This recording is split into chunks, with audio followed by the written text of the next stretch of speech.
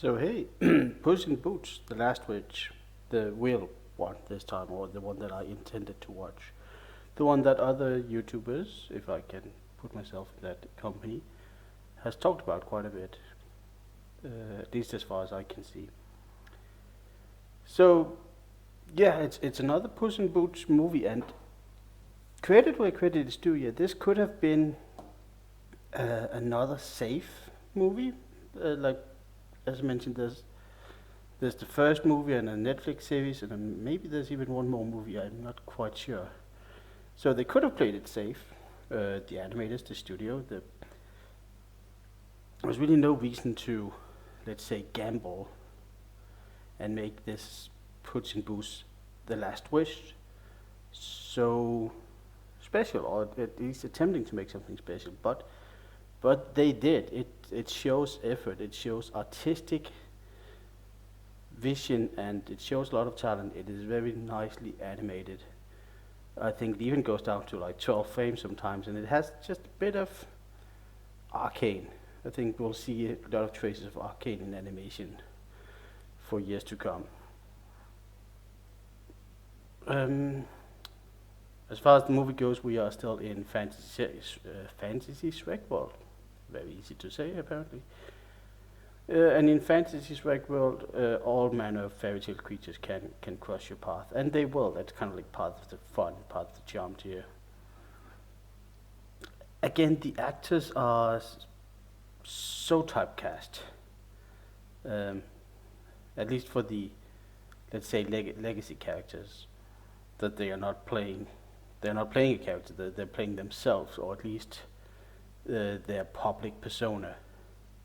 But that also means that they play them very well. Like, I can't find anything about Antonio Banderas and saying, "Oh, he's bad Puss," because the character is made for him or this persona. So it works really well. It works well enough. Um, the movie was okay, by far. It just not great, because I had too high expectations. So that's on my own fault. You will probably very likely watch it and find that it's well above average of a good animated movie. Not even just for kids, but in a general audience, for everyone. So this is solid. This is good. This is just wasn't great for me. Um, I wouldn't necessarily say that I like it when things are dark, because I often feel that feels kind of forced. But I do very much like it when things have consequence, um, and have real stakes, and also appreciate it when someone has the guts to tell a story about people that fails. I think Inside Out, kind of like with Puss in Boots, was too soft, um, for what I would have liked. I get why they do that, but in Inside Out was like, oh, she's the main character is sad, but I was like, could be more sad, like really sad, instead of this surface level sad. At least that's what I feel. I know others had different experiences. The things I'm describing now is very much a me problem. I am aware. Um, I will always treasure the Good Dinosaur, because I think it did this well. Like, we got close to some true sadness. It doesn't sound like the thing I'm thinking of, but I can't really think of any way else to describe it.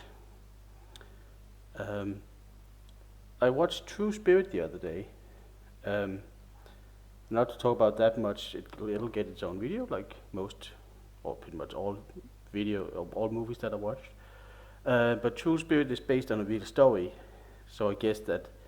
No, I don't mean I guess. I understand perfectly fine that your story is kind of set. You have a fixed ending.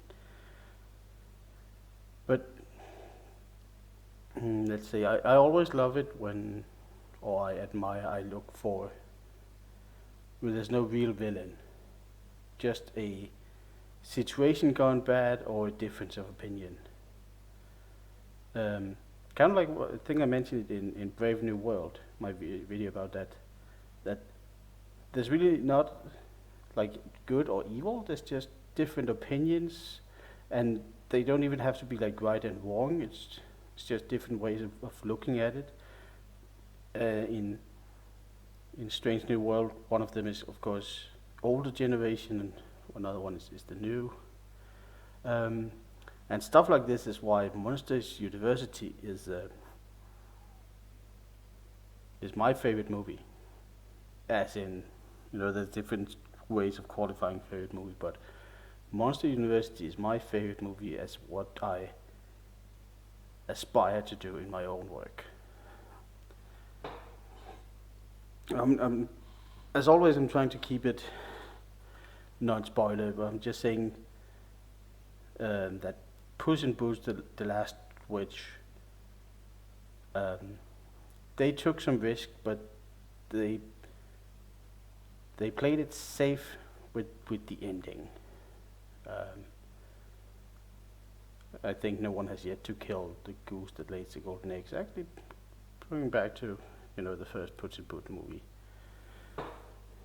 So that was a bit of my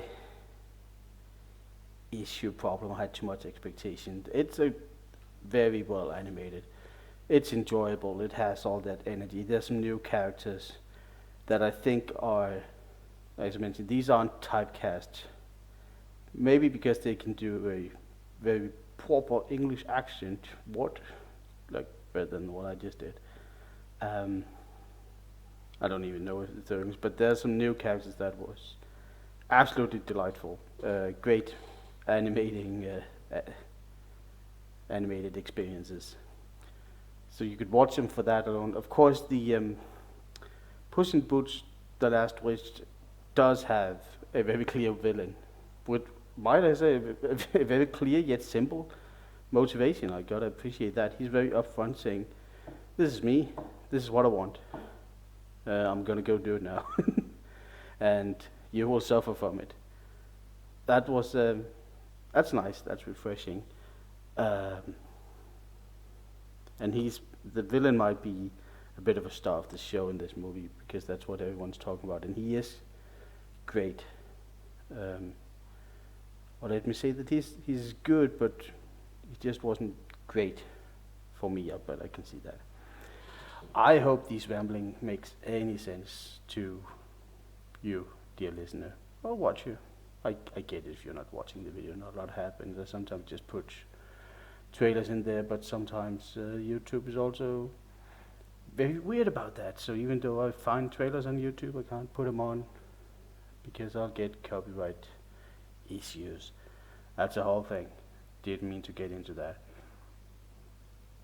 I'm happy I watched Puss in Boots, and I think that counts as a recommendation. I'm pretty sure that if you are anyway tolerable to animated movies, you will enjoy Puss in Boots: The Last Witch, the new one that people are talking about. I'm pretty sure you will enjoy it as well. That's, I think, what I can say for this format. As I record this, it's been a while since I watched it because of the whole moving and stuff. But I remember having a okay and sometimes good time. I just had expectation getting in the way. But a recommendation nonetheless. Thank you for stopping by today.